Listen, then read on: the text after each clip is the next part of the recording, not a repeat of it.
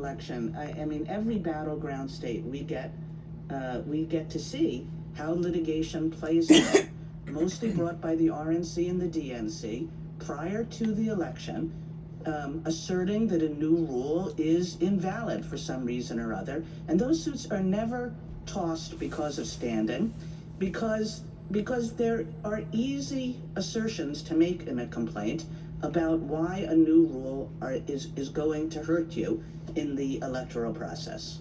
I think a candidate can make those allegations here with a based on the fact that these rules govern the counting of votes in their election. They're forced to gamble that these rules are not going to affect the outcome. So whether, as to the competitive injury, just to kind of make an example, even though that may benefit them, they still have to put on the line their concrete risk at winning because they may not benefit them. It's different for the RNC and DNC because I don't think they as neatly fit into the paradigm of being a direct object of these rules. It's really the candidates, because these rules are targeted at their electoral success. Justice Gorsuch. Justice Kavanaugh. Just, are you not seeing a candidate different from a party, I gather? I think we are. A candidate is definitely a direct object of a rule governing counting ballots. I guess you're saying then if a party has standing a fortiori, a candidate should have standing for similar reasons. Is that what you're saying in response to Justice Kagan? What I'm saying in response to Justice Kagan is that the reason we need the narrow rule we have now is to deal with candidates who want to challenge these rules. In this case, the RNC, for whatever reason, did not become a party plaintiff. But the reason a candidate has standing in this context is because they are a direct object and because they're forced to take that gamble. Whether the RNC comes in and alleges competitive standing, that may be a separate theory of standing in that case. But in this case, the reason really is the candidate is being forced to gamble that the rule is not going to cost him his election. Thank you. Justice Jackson. I guess I don't understand the gamble harm theory at all. I mean, in every election, candidates voluntarily put themselves up for election, and there's a risk that they will win or lose, right?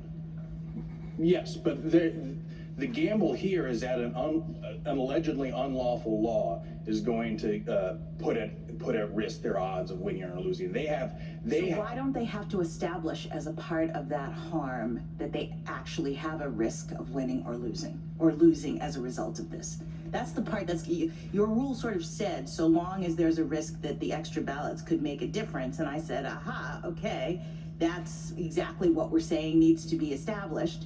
And yet you're saying, no, it doesn't if you're a direct object of the regulation. So you've sort of taken away the very thing that you are now saying is necessary to show harm in this situation. Well, so two answers to that. The doctrinal answer is that when a plaintiff is a direct object of the harm, like in the pre-enforcement cases, this court hasn't required them to meet some type of strict probability threshold. It's a fact that there is a threat of harm that immediately flows from the challenge conduct. In the context of elections, ex ante, it may not be possible to know how a rule will affect the outcome of the race. So our rule harmonizes or comports with the basic tenet of election law, which is and so we don't have to. You're saying we don't have to assess the realistic nature or the plausibility of the threat. I'm saying that in any particular candidate situation, we don't have to care that there really isn't a risk for the 98% candidate. We still just the fact that there could be for some candidate the ability to lose as a result of this is enough to give the 98% candidate. It's a fact. There's that. It's that Russian roulette hypothetical. Got it. Thank you. Thank you, counsel. Ms. Notes?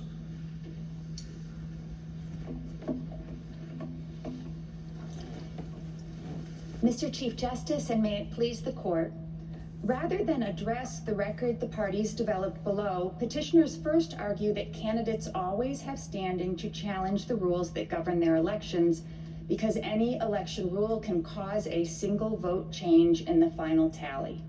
Petitioners' blanket candidate standing rule would cause chaos for election officials while saddling federal courts with resolving abstract policy disputes. This court should hold candidates to the same standing requirements as every other plaintiff. And when those requirements are applied to this record, Congressman Boss doesn't come close to showing standing. His invocation of the possibility of a reduced margin of victory fails at the start. As the United States put it in its brief, Boss' desire to run up the score is not a concrete injury that history and tradition shows can support standing to sue. And petitioners' reliance on harms that are legally cognizable fares no better. Petitioners repeatedly told the Seventh Circuit that Boss is not at risk of losing an election, and this concession to one side, in his declaration, Boss used the words if and may without any explanation when referring to the possibility of an election loss or reputational harm. These conclusory and incomplete statements describe the mere theoretical possibility of injury. They are not evidence of a substantial risk of harm. Finally, as for petitioners' pocketbook theory, while the cost of precautions may be an Article III injury, this court has recognized standing on this theory only when the underlying harm sought to be avoided is itself legally cognizable. Any other rule would water down Article III's requirements in cases alleging future injury. And because petitioners identified no legally cognizable future harm, their efforts to repackage that failed theory into a present injury theory should be rejected. I welcome the court's questions. How close would an election have to be in order for there to be a sufficient substantial risk of harm? Sure, I think it's always, it would always be easier in cases where elections are close. But I would also point out that this court has never attached a metric to substantial harm, and I don't think the court needs to do so in this case, because I think under any metric, the assertions in this declaration fail because they don't show any risk of harm at all. They simply describe the mere theoretical possibility of harm. And this court has said in cases like Summers that standing is not an exercise in what is merely conceivable. It requires a showing of substantial risk of harm, and the burden is on. I'm sorry, look, what you're sketching out for us is a potential disaster. In other words, you're saying if the candidate's going to win by 65%, no standing. But if the candidate, hopes to win by a dozen votes, and there are places in the country where that happens over and over again, then he has standing. But we're not going to know that until we get very close to the election, right?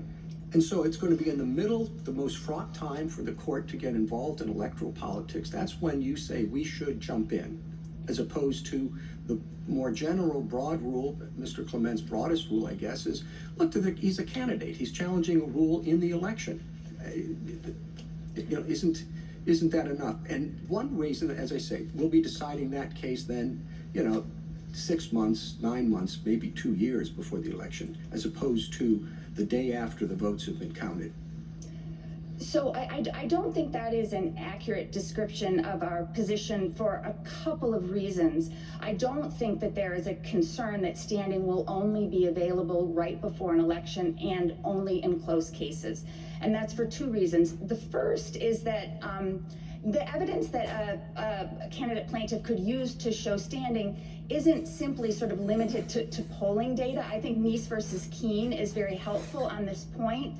In Meese versus Keene, the court described two types of information that the candidate used to establish standing. One was polling data. One was, the expertise of a political advisor. But I don't even think that those things are necessary in a case like this one, where we are dealing with a very experienced and successful candidate. Congressman Bost has been successfully running for election for 30 years. At the time, when you run for election for 30 years and win, sometimes you get you act as if you have no risk of losing, and you know what happens then? You lose. A candidate who acts as if there's no risk of losing often loses. I don't know. And then you'd say rely on polling data. Are polls always reliable? My point is simply that in response to the Chief Justice's question, I think that there's a lot of information Congressman Bost could have brought to the table. I don't think it's limited to polling data. I respectfully bring the table. Okay, so we bring to the table polling data that shows you're down 20. Candidates that are down 20 sometimes make late breaks for it and win. Happens all the time. And you said expertise of campaign advisors. I respect them as much as anyone, but they can be wrong and they don't have perfect crystal balls either. I don't understand a standing rule that therefore depends on prognostication is my only point. And so you can respond to that as you think best. Thank you, Your Honor.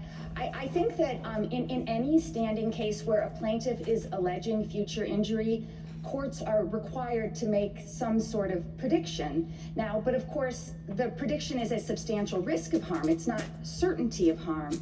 And my point is merely that there is a lot of information that was available to Congressman Bost. He wouldn't even need to turn to the type of information that the court credited in Meese versus Keene. He could have relied on, the 8 election cycles that he had participated. Well, there was a lot of information for, Tom Dewey and Charles Evans Hughes, and, they both went to bed thinking they were president. And it just seems to me that the ability to predict has not been proven to be infallible.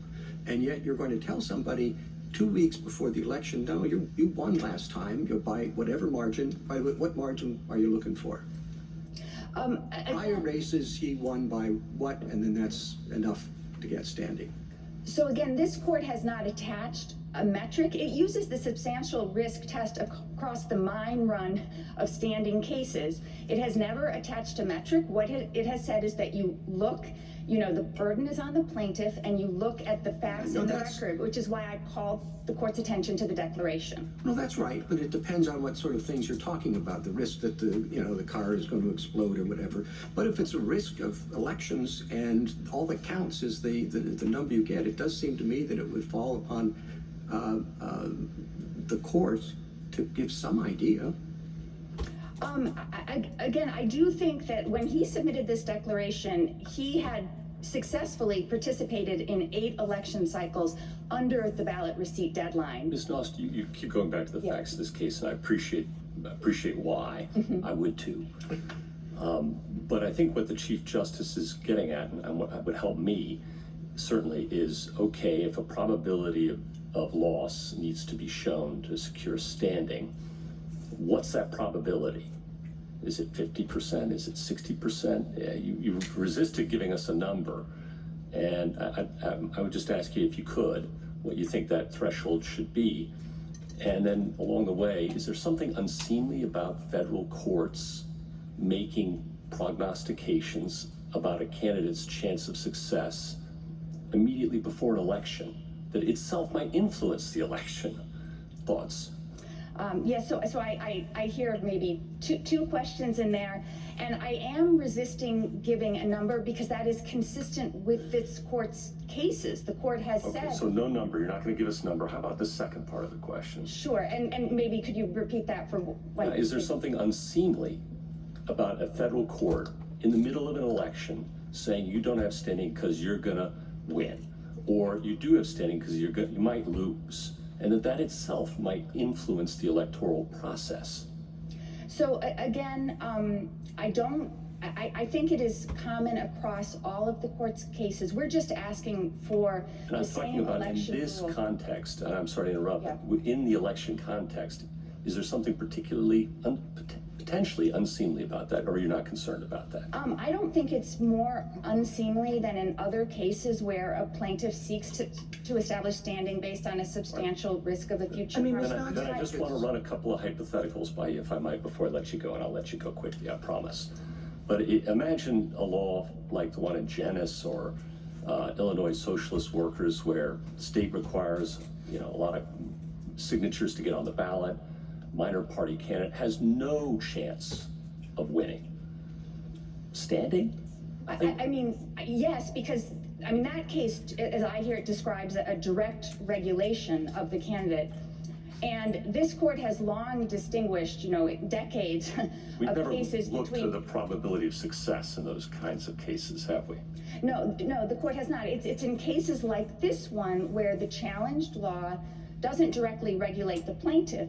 It regulates third parties. And in cases like these, the court has held that the plaintiff needs to show a substantial risk of so harm. let's take an example that meets that, I think. say the election officials decide to count only 100 votes from each precinct and declare the winner based on that, and assume the candidates don't know which side that random sample will benefit. Standing? Doesn't regulate them directly. It's just a rule about counting ballots. So as I understand the hypothetical, the election authority has announced in advance they're only going to count a small number of ballots. They're going to just disregard all the other ones. Yep. So I think actually when in Meese versus Keene, the court, in addition to talking about loss of an election as a cognizable harm for candidates, also talked about damage to the candidate's reputation in the community. And I think the circumstance you're describing, like a pre-election announcement that we are just not going to count all the ballots, is the type of extreme circumstance where a candidate could say, if I win in that circumstance, my victory is completely illegitimate. Well, why? And or say we're going to count ballots for 3 months after the election, and you don't know who that's going to benefit. I can't prove that I'm going to win or lose, or I'm going to count them for a year. Standing? So that probably would kind of run into other Illinois laws and federal laws that. Oh, well, that's the allegation here, is that this runs into other laws, the practice here. And so I'm giving you other examples, undercounting, overcounting, however you want to phrase it, in which you don't know how it's going to affect the candidate, but one wonders. So I do think in that type of circumstance, to me, that probably isn't the type of extreme circumstance where a candidate could claim, reputational harm. Okay. Thank you. What's I mean, you're referring to reputational harm. I'm trying to figure out what's the reputational harm that distinguishes the sampling hypothetical that Justice Gorsuch asked from this case, where the allegation is that illegally cast ballots will be counted. How's that different? So that's the allegation. So to me, there's a distinction between a situation where a candidate could perhaps plausibly allege that even if he were elected, under this process, the election would be so illegitimate that nobody would credit him as the successful candidate. And I don't think this circumstance meets that standard because, of course, candidate Bost has successfully run for election now 10 times under the ballot receipt deadline, and I don't understand him ever to have suggested that he somehow was illegitimately elected. And the reputational harm component, I do think, comes from Meese versus Keene, which is a candidate standing case in which the court described, 2 types of injuries a candidate could have, and one was the risk of an election loss, and the other was the possibility of, adverse impact on their reputation in the community. Suppose that, I don't want to create a bespoke standing rule. However, this case involves the question of injury in a particular context, which is different from other contexts, and that is injury in a competition. So along those lines, let me give you a hypothetical. Suppose that 8 runners qualified for the U.S. finals to go to the Olympics in the 100-meter dash. And when they show up for the competition, they find that actually they're going to have to run 105 meters. Does anybody can any of them show injury in fact? So I think in that circumstance, if this court were, to apply the competitive standing cases, the court would, ask, was, any potential plaintiff as compared to a direct competitor, were they substantially disadvantaged by that? And so, yes, they would need to show some sort of harm. So they would have to, an individual runner would have to show videotapes of other races and show, I start to lose steam at the 97th meter. So making me go 105 yards is going to hurt me in relation to others? I mean, I think the standard is one of plausibility, and I don't know that one would need to present that type of evidence to make the assertion plausible. But are any of them going to be able to challenge this? I think actually it probably could be fairly easy to challenge if How? they could. How would they could challenge? say, I mean, presumably, I could imagine a plausible assertion that, I have, trained for a 100-meter race and a 105-meter race makes some sort of difference that puts me at a substantial disadvantage. But I guess I know the court is resisting going back to the declaration, but standing cases are fact specific. Well, this is, in this specific situation, what would be wrong with a rule that says 4 competitors in a competition where there's going to be a winner and there's going to be 1 or more losers, when the rules of competition are changed in a way that produces a risk that can't readily be measured, then all the competitors have standing. So Doesn't that make sense? So I don't think that it makes sense to adopt a blanket standing rule for candidates because I think it would create 2 problems. First, it would create chaos for election officials. It is very easy to be a candidate. Any self-declared candidate could challenge any election rule that they happen to have a policy disagreement with, even if that rule were entirely harmless. And election officials who are tasked with actually running elections would have to divert their time and energy and litigate, these policy-based disputes. And then federal courts in turn would be put in the position of resolving these, disputes via advisory opinions, which is exactly what this court's standing cases have dictated should not happen. Suppose that there was some change in rule that had a very high probability of cutting into a candidate's vote total by a fairly small amount. So let's say very high probability that this will cut into your vote total by 2%. Standing? So I think in that case, the candidate would have to be able to plausibly allege that sort of 2% change in the margin harms him in some way. So, okay, so that seems not right to me. That then you're going to force people to come into court and show a bunch of polls and how that 2% margin might or might not make a difference in the end, when what you have is quite clear. What you have is a voting rule that harms somebody relative to what's come before. And that is a usual standing inquiry. And, it's not a bespoke anything. It's like, this is a new rule, it's going to harm me relative to what's come before. I have a right to complain about it. Why isn't just that's enough? I actually don't think we would have any problem at all with that rule. I think the problem is that Congressman Bost can't show standing based on that rule, because then I would go back to the declaration. I think he could show standing. Whether he did show standing is another thing entirely, right? That this is a complaint that sort of seems a little bit to be created in order to test I don't have to show injury at all theory. But it would be very easy for Congressman Bost to write a complaint that satisfied my rule. I don't disagree with you, and I guess maybe appreciate you sort of appropriately reframing. My point is that what he wrote at page 68 and 69 of his declaration does not satisfy that rule, because when asked about electoral loss, he used the word if. That's a mere theoretical possibility of harm. He provides no explanation why he thinks he plausibly could lose his election. And when asked about a diminished margin of victory, he uses the word may, which suffers from the same problem.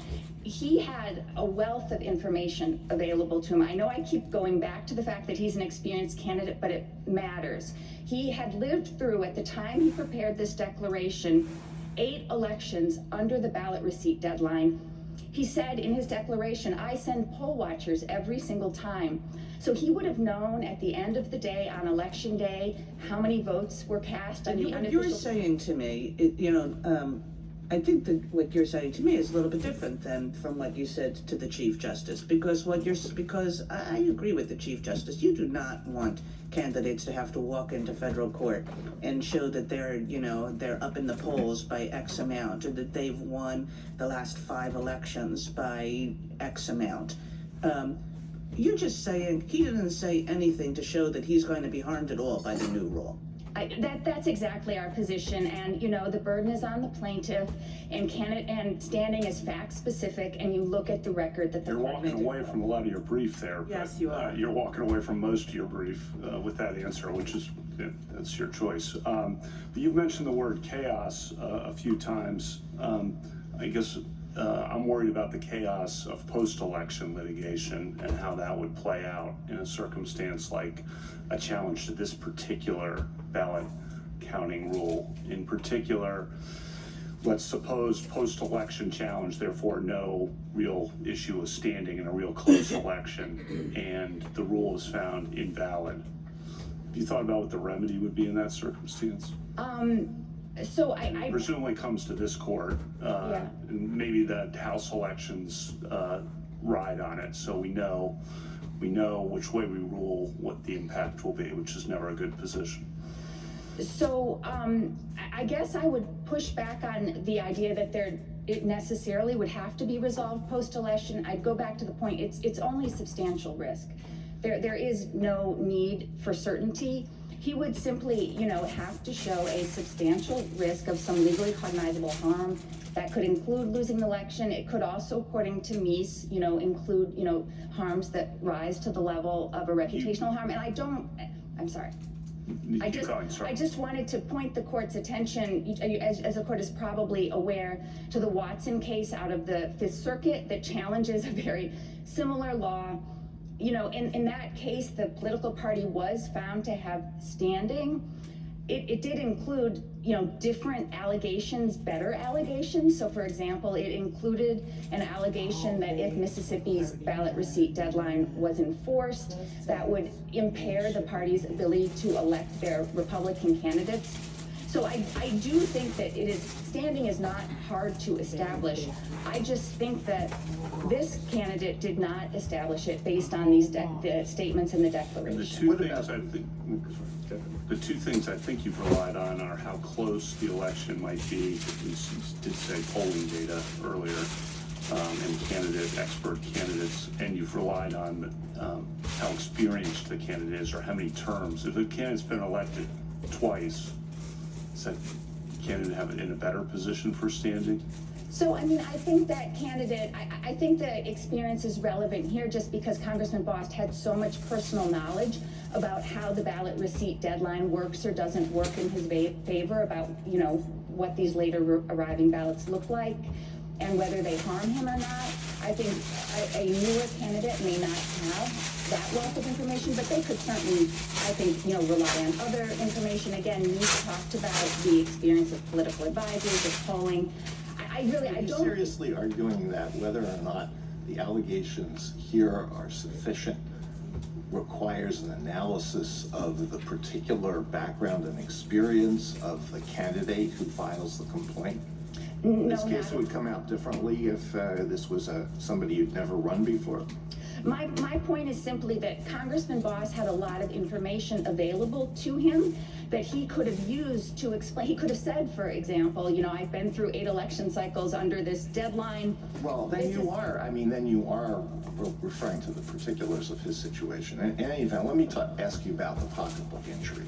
Why isn't that straightforward? Mr. Clement says, look, it's political malpractice not to continue poll watching and related activities until the final bell actually tolls. That costs money. If you extend the period, it costs me more money. That's a pocketbook injury. And your answer is, well, he didn't have to spend that, right? That's your answer. So, I mean, our answer is that when this court has found standing basically based on an expenditure of resources, that's, you know, his position. The court has required the plaintiff to demonstrate that that resource expenditure was undertaken to avoid a risk of harm that is itself legally cognizable. And I think that that rule makes good sense, because I think that if the rule were otherwise, the plaintiff could simply take a failed future injury theory of harm where they couldn't show a substantial risk of harm. You think the risk of losing the election is not legally cognizable? Well, of course, Congressman Bost has not established a substantial risk he might lose an election. And in fact, he told the Seventh Circuit multiple times that he is not at risk of losing an election. I do think had he adequately established, a substantial risk of losing an election, then certainly the pocketbook injury would be So viable. it turns on the risk of losing the election, not the risk of a less favorable result, a smaller margin. I think it turns on a substantial risk of a legally cognizable harm, and I don't think that a diminished margin of victory in and of itself is a legally Well, we're talking cognizable about harm. injury in fact. Isn't a smaller margin of victory an injury in fact? I don't think so, because unless it's coupled with something else, a smaller margin of victory has no real-world consequences. It has no real-world consequences? Really? I mean, unless a candidate could It makes no plausibly. difference, but if you win by 50.00000% versus 80%, it doesn't matter. Win is a win. I think under those circumstances, a candidate probably could plausibly establish that a diminished margin of victory, has a reputational or other competitive consequence that matters. But I don't think that under circumstances where the change in the margin is a vote or a handful of votes, that that's a legally cognizable harm. And I think that's also consistent with the historical cases. I mean, if you look at the historical circumstances under which a candidate could obtain an election recount, those were always circumstances where the recount was likely to change the outcome. The question Justice Alito started with was monetary injury. And I thought that the likelihood of winning the election was really irrelevant to that. You have to hire staff for an extra 2 weeks. And a good campaign is going to try to end up on election day with close to zero left in the bank. To leave it all on the field. If you have to extend it 2 weeks, you're going to be reallocating your resources and potentially have to raise more money. But at a minimum, you're going to have to spend more money, which is just obvious standing, isn't it? Without getting into all this other stuff, that's just obvious standing. You have to spend more money to staff an extra 2 weeks.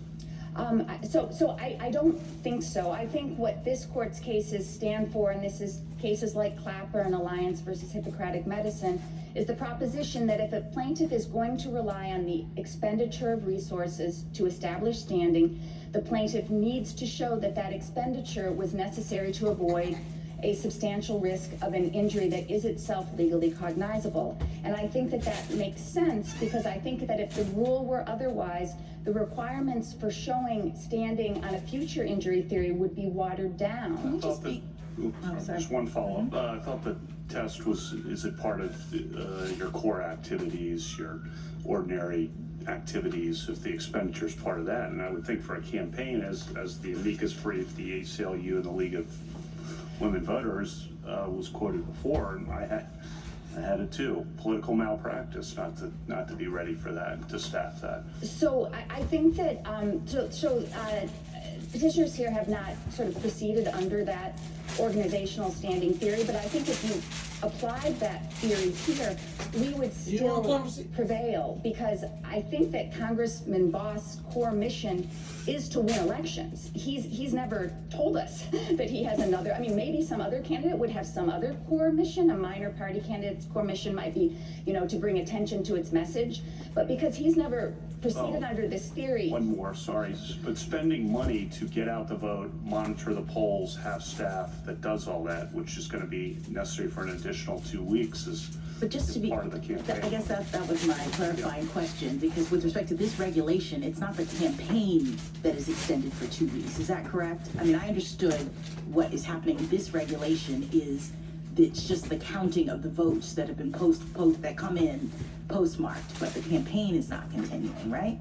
So, I mean, all this regulation means, and it doesn't even actually extend the time period for counting votes, because the state would be counting provisional ballots during that 14-day period. There's already counting regardless. going on, so the costs are really reduced. I mean, as I understand this regulation, what is happening is that the state has decided that it's going to count ballots that it receives in the mail that are postmarked as of election day for the next 2 weeks. So really, what is the expenditure that is happening here? I guess Mr. Boss is saying I have to have people to continue to monitor the counting, but you say counting is happening anyway because of the provisional ballots. So I don't understand this great big cost that is suddenly happening. I don't mean to fight the question. That's probably a question for the congressman. We did, for purposes of this point in the proceeding, take at his word that he has, engaged, additional resources to engage in further, or in monitoring the counting. But I do agree with Your Honor's observation that the time period for the counting is not extended at all. And if I could, I see I'm short on time, but I'd like to, briefly address, I think Justice Kavanaugh, raised the legal malpractice point, that sort of colorful phrase. I do think that Clapper is helpful on this point, because in Clapper, there was no question that the lawyers there had diverted resources. They were traveling overseas to meet with their clients, and they were doing that because they wanted to avoid the risk of unlawful surveillance associated with the challenged federal law. I don't think there was any question that those decisions were reasonable, because if you look at the Second Circuit's decision, there was an affidavit submitted by a legal ethicist, and the ethicist explained that if the lawyers didn't take precautions like these, they actually would be violating their duties as attorneys, essentially Thank you, counsel. committing. Justice Thomas, anything further? Justice Alito? You think that monitoring the counting of paper ballots is either not important or doesn't require the expenditure of resources? No, that's not our position. Of course, Congressman Bost is free to monitor counting, consistent with Illinois law. Our position is simply that when a plaintiff seeks to establish standing based on a resource expenditure theory, the question isn't whether that decision was reasonable. The question isn't whether it was prudent. The question is whether were those resources expended to avoid a substantial risk of harm that is itself legally cognizable. And as I mentioned, I think the rule makes sense, because if the rule were otherwise, a plaintiff could simply take a failed future injury theory of standing where they couldn't show a substantial risk of harm and repackage it as a present injury theory of standing based on resource expenditures. All right, thank you. Justice O'Meara? Justice Kagan? Justice Gorsuch? Justice Kavanaugh? Just one question. Justice Scalia once wrote, and I know you're going to say that this case doesn't implicate this, but I just want to understand if you agree with the principle that he said, which was count first and rule upon legality afterwards is not a recipe for producing election results that have the public acceptance democratic stability requires, end quote. Do you agree with that? I think it's not, theoretically, I think it makes sense, not to, if I understood the statement, I think that post-election challenges are probably not ideal, if I understand the statement correctly. But I don't think that our position, which again is how the court treats standing across all cases, requires that, because the test is simply substantial risk, and Congressman Bost's declaration simply doesn't show substantial risk by any metric. Thank you.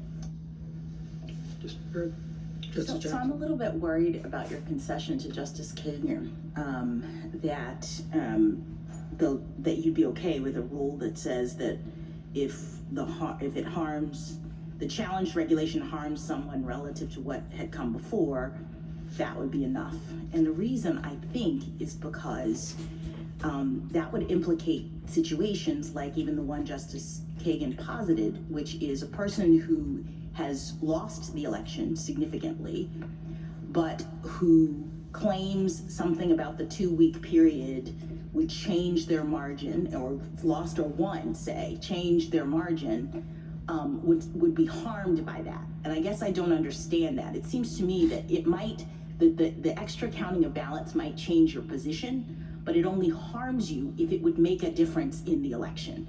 And I thought that was your bottom line. I thought it was sort of what the government was saying, the SG was saying a little bit. But it seems to me crucial to uphold this idea that harm is required for standing purposes.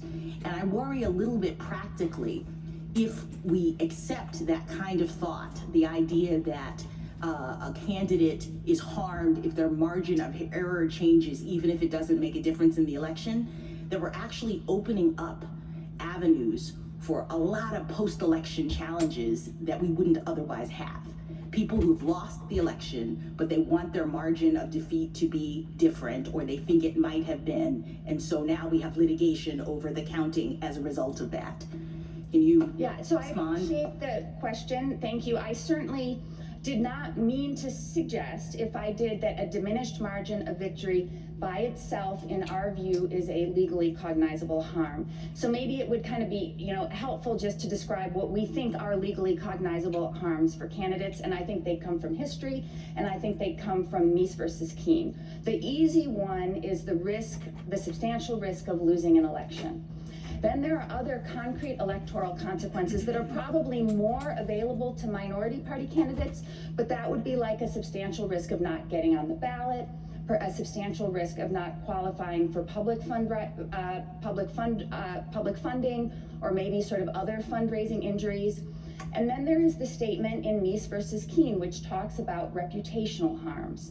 And I think that in extreme circumstances, a candidate could plausibly allege in advance of an election that even if I win, I know I'm going to win, even if I win under this election scheme, my victory will be so illegitimate that my record. So to summarize, those are the kinds of harms that Justice Exactly. Kagan says have been routinely alleged and courts have accepted and are pretty easy to make, and so then you go on with your lawsuit, right? Yes, thank you. Thank you.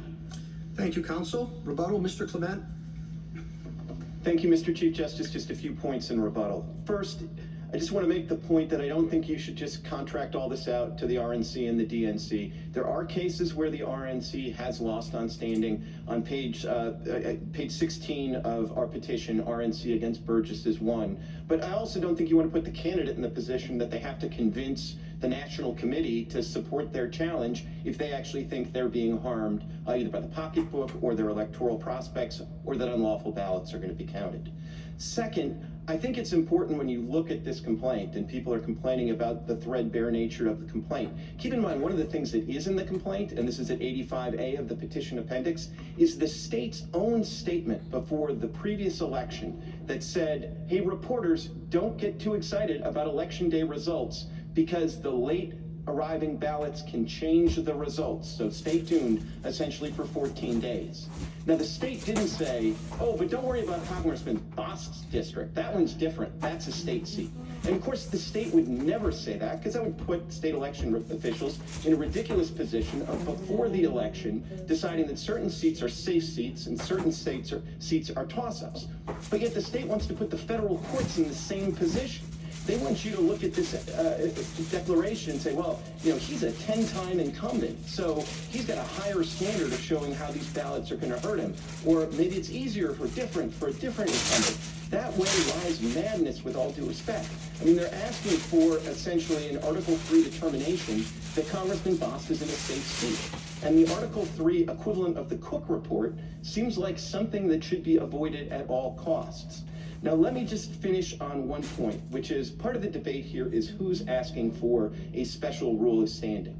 And with respect, I think it's the state that's asking for a special rule of standing, to the effect that only an electoral disadvantage that can threaten your win or loss at the end of the day counts, and maybe some stuff that I'm frankly confused about Meese and one or two things. But it's really like, you gotta go in there and say, this is gonna be outcome determinative in the election.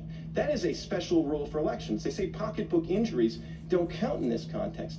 That's not the law. I mean, if the government says to me, Clement, give me $500, that's a pocketbook injury. I don't have to point to some other injury that complements the pocketbook injury.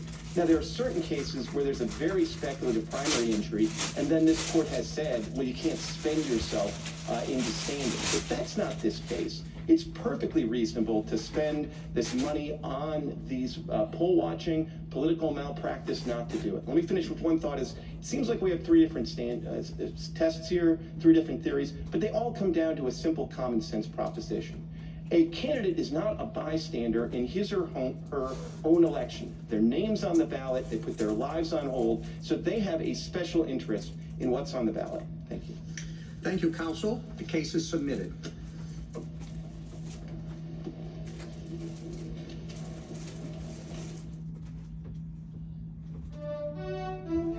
C-SPAN's Washington Journal, our live forum inviting you to